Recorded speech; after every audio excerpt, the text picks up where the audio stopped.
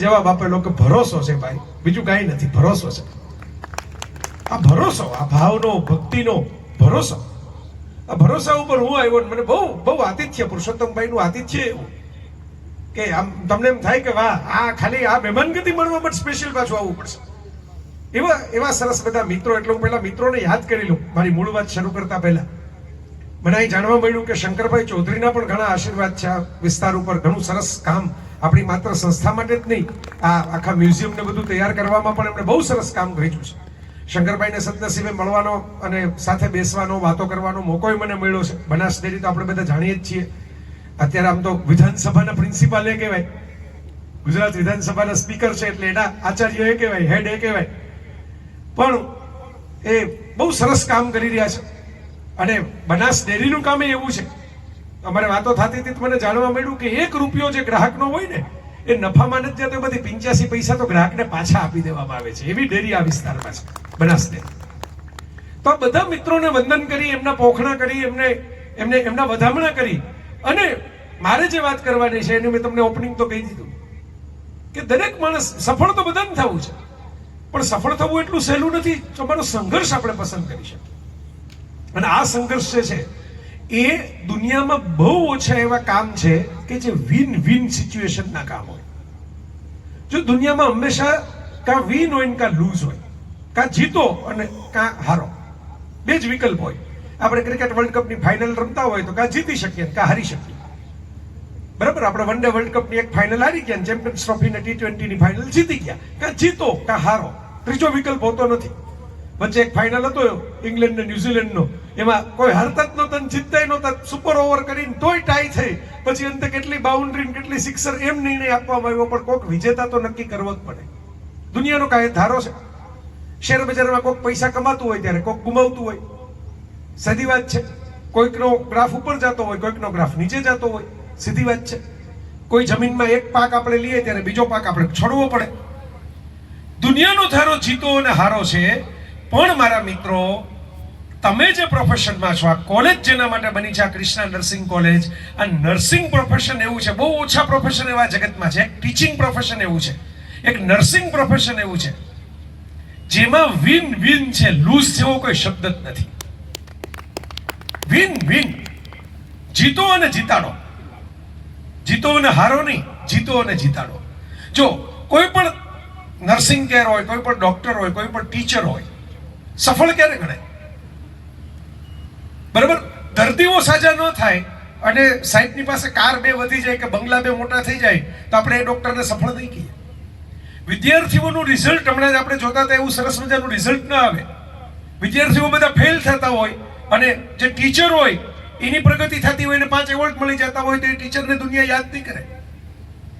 Patient જ્યારે સફળતાથી સરસ રીતે પોતાની રીતે સાજા થઈને પાછા ફરતા હોય, વિદ્યાર્થીઓ જે છે એ આવ્યા હોય એના કરતાં વધારે ઘડાઈને જ્યારે પાછા ફરતા હોય, ત્યારે શિક્ષક અને ડોક્ટર વિજેતા થાય.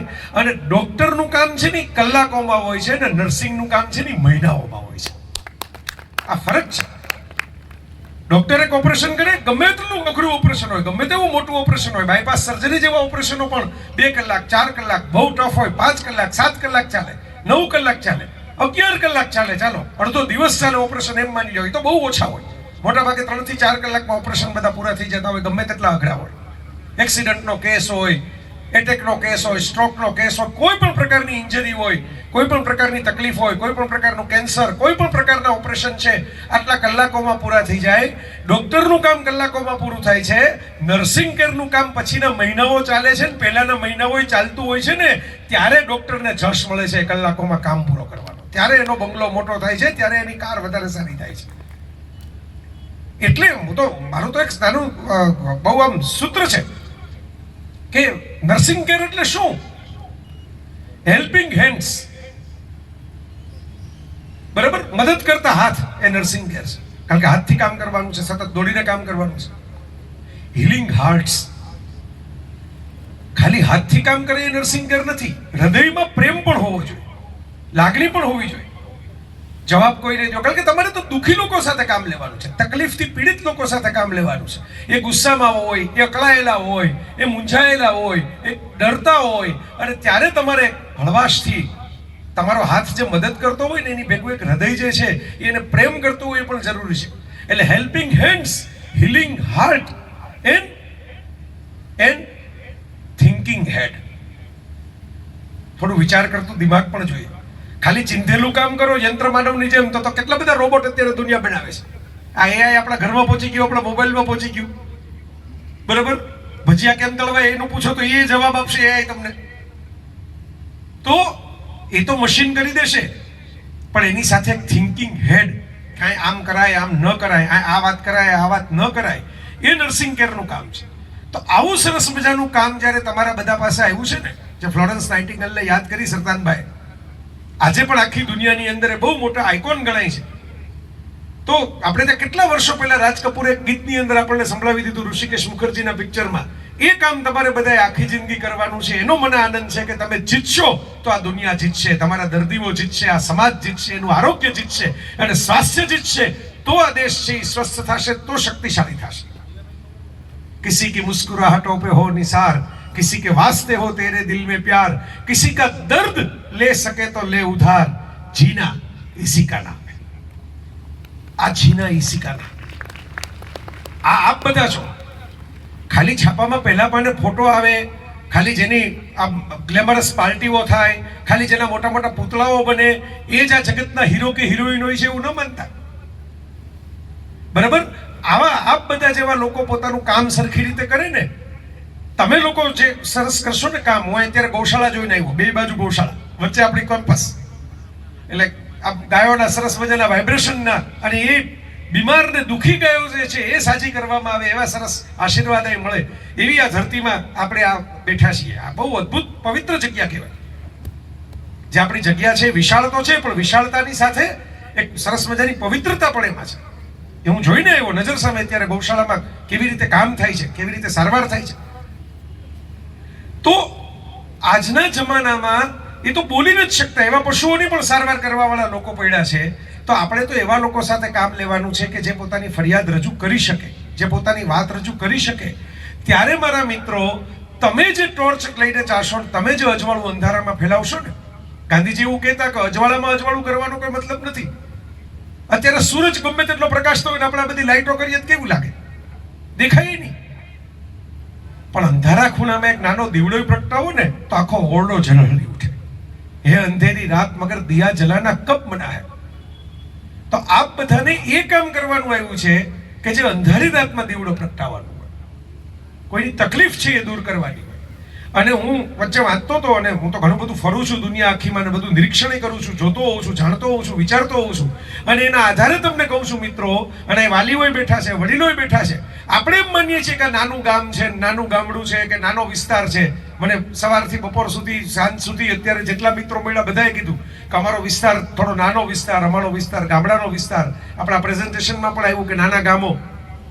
મિત્રો, ગામ નાના હોઈ શકે, વિસ્તાર નાનો હોઈ શકે, પણ હૃદય કોઈ દી નાના હોતા નથી. મેં જોયું છે કે આ વિસ્તાર ભલે બધા નાનો કહેતા હોય, અહીં દિલ બહુ મોટા છે, બહુ મોટા દિલ છે. એટલે આ વિસ્તારમાંથી જે નર્સિંગ કેર કરીને આવશે ને, એનું હૃદય થોડુંક મોટું છે ને, એટલે એમાં ઘણા બધા દર્દીઓ સમાઈ શકશે, એમની તકલીફો સમાઈ શકશે, એમના આંસુ લૂછી શકશે. નાનો હતો ત્યારે એક મીન પિયાસીની કાવ્ય આવતું, કબૂતરોનું ઘૂઘુ ઘૂ, કબૂતરોનું ઘૂઘુ ઘૂ, ઉપરવાળો જ્યારે પૂછશે કોઈનું દુખડું પૂછ્યું તું, કોઈનું આંસુ લૂછ્યું તું, ગેંગે ફેફે કરતા કહેશે હે હે હે, શું શું શું, કબૂતરોનું ઘૂઘુ ઘૂ. આ બહુ મહત્વની વાત છે. બધાને મોજ જ કરી લેવી છે આજકાલ, બધાને જલસા જ કરવા છે, કોઈ કે વાંધો છે જ નહીં, બધાને પાર્ટી જ કરવી છે, બધાને મોજ કરવી છે. હું તો ઘણી વાર કહેતો, મોજ કરો તેમાં મને શું વાંધો હોય, ખાલી એટલું ધ્યાન રાખજો કે આપણે પપ્પાને પૈસે મોજ નથી કરવાની, આપણે કાંડાની કમાણી કરીને પછી મોજ કરવાની છે. એટલે આપોઆપ ખબર પડશે ક્યાં ખર્ચાય ને ક્યાં ન ખર્ચાય. કમાણી માટે પરસેવો પાડ્યો જ ખબર પડશે કે કંટ્રોલ કરવો પડે, આ વધારાને ફેંકી ન દેવાય. મારે પપ્પાને એની દીકરીએ કીધું, પપ્પા ઉદ્યોગપતિ સુરતમાં બહુ મોટા, અને દીકરી કોલેજમાં, એને એમ કીધું મારે આ જ બ્રાન્ડનું આ જ જીન્સ જોઈએ છે, જીન્સ 18,000 રૂપિયાનું. પપ્પાને પોસાય એમ હતું છતાં પપ્પા એમ કીધું કે ભાઈ આપણે પાર્ટનરશિપ કરીએ, હું તને પોકેટ મની આપું ને એમાં તારે પૈસા બચાવવાના. બરાબર, તારી રીતે તું કંઈક કમાઈ લે, કોઈક સ્પર્ધામાં ભાગ લે, તને 1,000 રૂપિયાનું ઇનામ મળે તો એ ચેક આપણે દીકરીએ લીધો ને 11,000 નો ચેક, 18,000 જીન્સમાંથી 11,000 તો આવી જાય એવી રીતે ભણ્યો તો એમ કે તારે તારા પૈસા તારે મને આપવાના, 9,000 તારા, 9,000 મારા. તારા બર્થડે ઉપર આ જીન્સ આપણે લેશું, પણ 9,000 તારા કંઈક 2-4 મહિનાની વાર હતી. 9,000 ની પપ્પાએ પાર્ટનરશિપ કરી દીકરી સાથે. દીકરીએ બચાવવાની ને થોડી કમાવાની એમ મહેનત કરીને તો પપ્પાએ જોયું જન્મદિવસ નજીક આવી ગયો, પણ દીકરી પાસે હજી 6,500 જ ભેગા થયા. 9,000 આંકડો પહોંચ્યો નથી, પણ બાપ તો બાપ જ છે. એટલે એમ કીધું કઈ વાંધો નહીં બેટા, તે મહેનત તો કરીને તે ભેગા તો કર્યા ને, બાકી ના હું થોડોક વધારે નાખી દઉં, તારું ગમતું જીન્સ આપણે લેવાનું છે કારણ કે તારો બર્થડે આવે છે, મેં તને પ્રોમિસ કર્યું હતું. એટલે દીકરીએ કીધું હવે એ નથી લેવું. આ 6,500 બચાવ્યા જ ખબર પડી કે આમ 18,000 નો નાખી દેવાય. હવે તો હું 3,000 વાળું લઈશ, બાકી પૈસા જે છે એમાંથી બીજું હજી ભેગા કરીશ. તમે મને પૈસા આપી દો, પણ હું એમાંથી આટલું મોંઘું જીન્સ નહીં લઉં. એ તો 3,000 માં આવે છે ને 600 રૂપિયાનું આવે છે. અને પછી હસતા હસતા હું આ દ્રશ્યનો સાક્ષી છું એટલે તમને કહી શકું આ વાત. અને હસતા હસતા એમ કીધું કે એક લેવું નહીં, ફાટે નહીં, પછી એકનું એક પહેરા રાખવું, મોંઘું હોય એટલે પાછું ટકાવ નીકળે, ઝડપથી ફાટે નહીં. એના કરતા 500 વાળા 4 અલગ અલગ કલરના નો લઈ લઈએ 2,000 રૂપિયામાં, તરત ફાટે પાછા પછી બીજા લેવા થાય. આ વેલ્યુ જે આપણે કરતા શીખી જાય ને એ પણ એજ્યુકેશન છે. આપણી જાતનું કિંમત આપણને સમજાય, એનું મૂલ્ય આપણને સમજાય, એ પણ એક શિક્ષણ છે. અને એટલે હું તમને બધાને હિરોઈન ગણું છું આ સમાજના, કે જે ઇન્સ્ટાગ્રામમાં રીલ બનાવીને ઠેકડા મારે છે અને આપણે રીલ જોઈને ઘરમાં ઠેકડા મારીએ છીએ. બરોબર ને? જૂના જમાનામાં ખબર છે નારદ મુનિ નીકળતા, 3 લોકમાં ફરી શકે એવા એક નારદ મુનિ જતા, નારાયણ નારાયણ બોલીને નીકળે, 3 લોકમાં ફરે. બરોબર? પાતાળમાં જાય, સ્વર્ગમાં જાય, ધરતી ઉપર આવે. હવે અમારા બધા જે સવારથી હાથ લગી બધા 3 લોકમાં ફરનારા નારદ મુનિ જ થઈ ગયા છે. એક લોક ઇન્સ્ટાગ્રામ નો, એક લોક ફેસબુક નો, એક લોક ઓલા ટ્વિટર વાળા એક્સ નો. 3 લોકમાં ફરી નાટો મારી આવે, ક્યાં કયો વિડીયો મૂક્યો છે ને કયા સમાચાર છે ને કઈ વાત છે ને કઈ શું છે. મને જોવામાં કઈ વાંધો નથી. હું તમને મારા જીવનમાં બનેલો કિસ્સો કહું લ્યો. 2006 ની સાલમાં મારે રોટરી ક્લબના એક્શન પ્રોગ્રામમાં જર્મની જવાનું છે. યુરોપનો મારો જીવનનો પહેલો પ્રવાસ. એની પહેલા એક વખત અમેરિકા જવાનું થયું, એ પણ અમેરિકન ગવર્મેન્ટના આમંત્રણથી. જો મિત્રો, હું તો બહુ નાનકડા બેકગ્રાઉન્ડ બધા, એટલે મને તમારી સાથે અનુસંધાન થાય. હું ગોંડલ જેવા નાના ગામમાં મોટો થયો. એ કઈ એવડું મોટું ગામ નહીં, સૌરાષ્ટ્રનું ગોંડલ એક સ્ટેટ તરીકે મોટું ગણાતું, પણ અમે મોટા થયા એ ગામ તો નાનું જ હતું.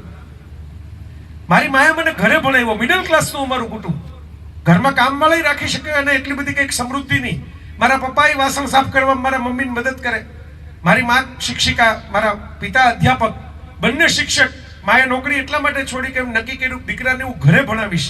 આ સારી શાળા નથી દેખાતી છોકરાને મોકલવા જેવી, તો સંસ્કાર આપણે ઘરે આપશું. એની શિક્ષિકા હું થઈશ. એને પ્રાથમિક શિક્ષણ મેં મારી મા પાસે લીધું.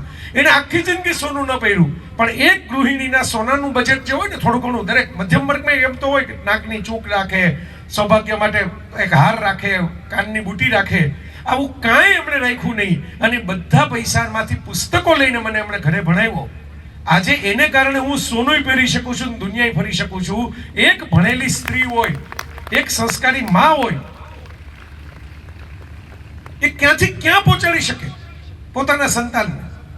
એમણે ભોગ આપ્યો ત્યારે, અરે હું ઘણી વાર હસતા હસતા કહું કે પતંગો આકાશમાં ચગે ને એના ફોટા પડે, પણ ફિરકીના ફોટા ન પડે. ફિરકી તો અગાસીમાં પડી હોય, પણ ફિરકીમાંથી માંજો મળે ને ત્યારે જ પતંગ આકાશમાં ઉડે. માંજો મળતો બંધ થાય, ગોથલિયા ખાતી કંઈક ઝાકડામાં જાય. આપણા ગુરુ, આપણા મા બાપ, આપણા ઘરના જે અમુક સ્વજનો